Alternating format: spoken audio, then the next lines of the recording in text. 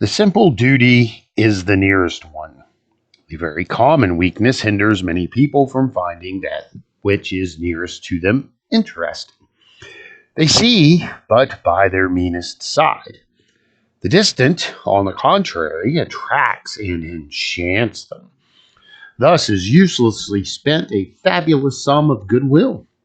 They are impassioned for humanity, for the public good, for distant miseries, walking across life with eyes fixed on the marvelous objects which captivate us far below at the confines of the horizon, while they walk on the passers' feet or elbow them without noticing them. It is a singular infirmity which hinders you from seeing those who are there beside you. Many have read much, made long voyages, but they do not know their co citizens, great or small. They live thanks to the competition of a quantity of beings whose destiny is indifferent to them. Neither those who teach them, instruct them, govern them, nor those who serve them, furnish them, feed them, have ever won their attention. That there is any ingratitude or improvidence in not knowing one's work people, one's domestics, the few beings, in fact, who have indispensable social relations with us, never enters their minds. Others go still farther. For some women, their husbands are unknown, and this is reciprocal. There are parents who do not know their children, their development, their thoughts, the dangers they may run, the hopes they may nourish are for them a closed book. Many children do not know their parents, have never suspected their pains, their struggles, nor penetrated their intentions.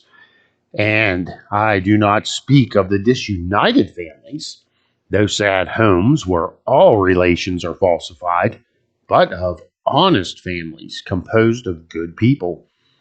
These persons only are greatly absorbed. Each one has his interest elsewhere, which takes all of his time.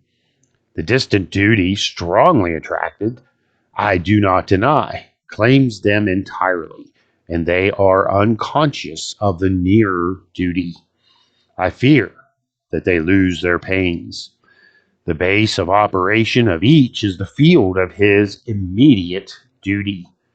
Neglect that base, and all the distant things you undertake will be jeopardized.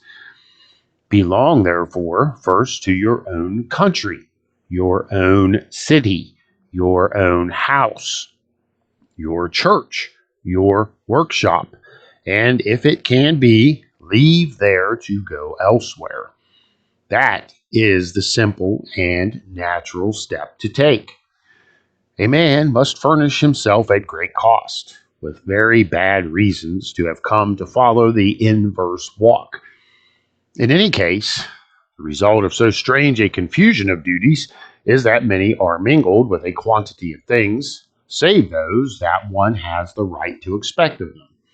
Each occupies himself with other things than those which belong to him, and absent from his post, he does not know his trade.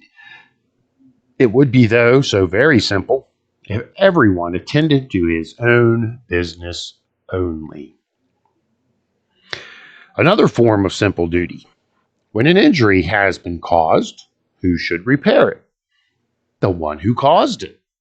That is just, but it is only a theory, and the consequence of that theory would be that we must allow the evil to exist until the malefactors have been found and made to repair the injury. But if we do not find them, or if they cannot or will not repair the injury, it rains on your head through a broken tile, or the wind penetrates your dwelling through a broken pane. Will you wait to seek the roofer and the glazier until you have had the breaker of the tile or window arrested? You would find that absurd, would you not? It is, however, a very ordinary practice. Children indignantly cry, I did not throw that object down, and I shall not pick it up.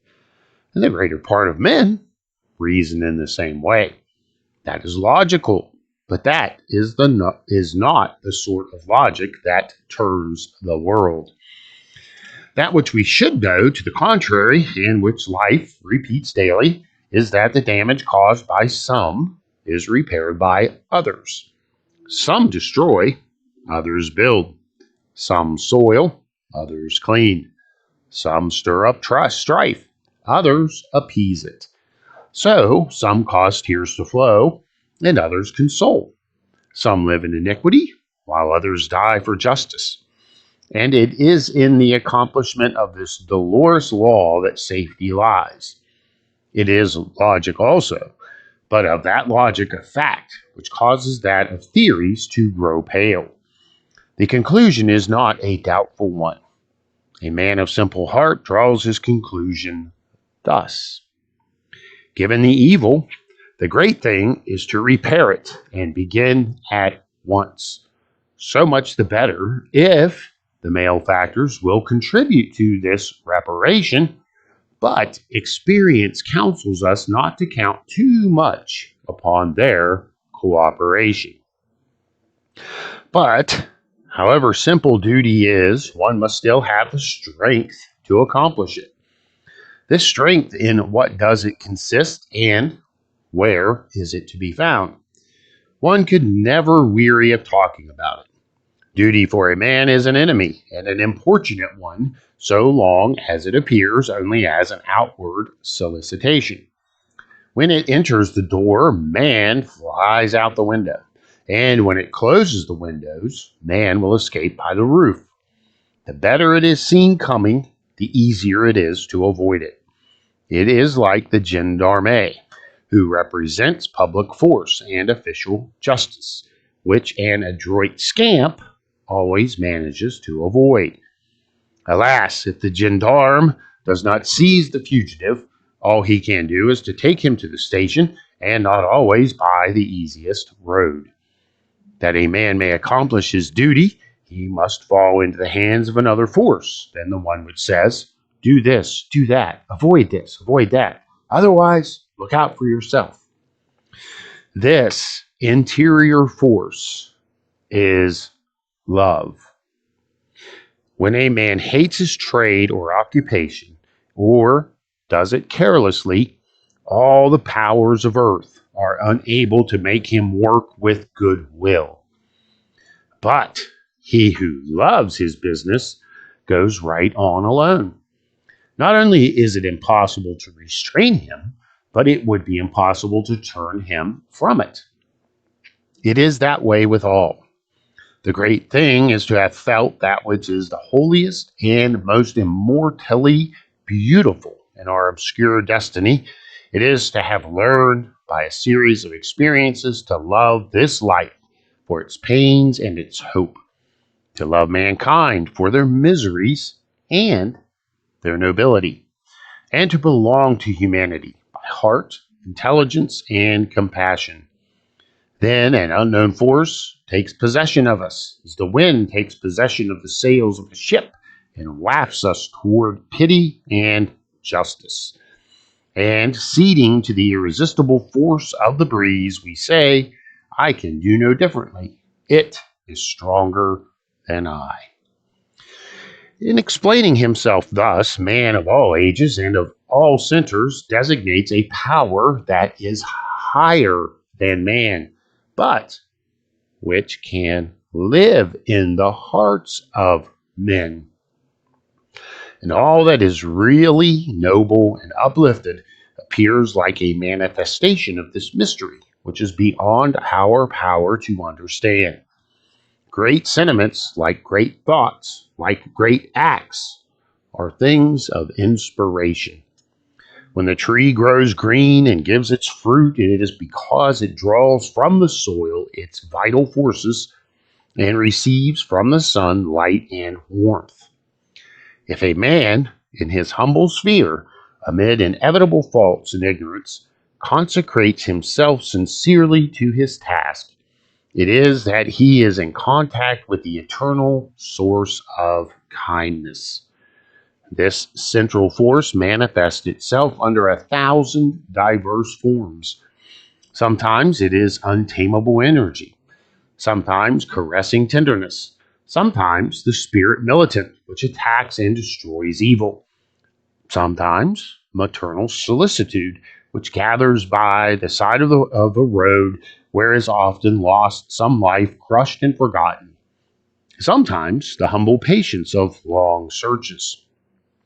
But all that it touches bears its signature, and the men who are animated by it feel that it is by it that we are and that we live.